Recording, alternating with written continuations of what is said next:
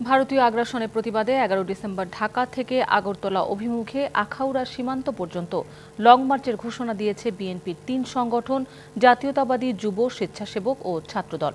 হাসিনা মুক্ত বাংলাদেশে ভারত নানা ষড়যন্ত্র করে সুযোগ নেওয়ার চেষ্টা করছে দাবি করেছেন দলটির স্থায়ী কমিটির সদস্য গয়েশ্বর চন্দ্র রায়।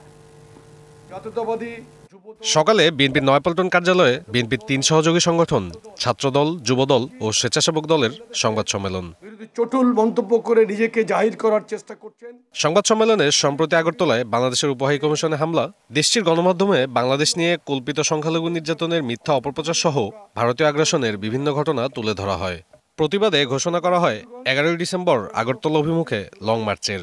ভারতের হাই কমিশনে বাংলাদেশের দূতাবাসে হামলা, পতাকার অবমাননা, ভারতের মিডিয়ায় বাংলাদেশের বিরুদ্ধে চলমান তথ্য সন্ত্রাস এবং বাংলাদেশের অভ্যন্তরীণ বিষয়ে অযাচিত হস্তক্ষেপ থেকে বিরত রাখার দাবিতে ১১ ডিসেম্বর সকাল ৮টায় পল্টন থেকে জমায়েত হয়ে আমরা এখান থেকে আমাদের লং মার্চ, শান্তিপূর্ণ লং মার্চ আমরা ইনশাল্লাহ আগরতলা অভিমুখে আখাউড়া সীমান্ত পর্যন্ত আমরা যাব।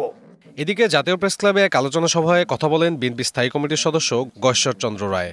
অভিযোগ করেন, হাসিনা মুক্ত বাংলাদেশের নানা ষড়যন্ত্র করে সুযোগ নেওয়ার চেষ্টা করছে ভারত। ভিসা বন্ধ করায় সম্পর্কের টানাপোড়েনে দেশটির জন্য বড় ধরনের ক্ষতির কারণ হতে পারে বলে আশঙ্কা করেন তিনি।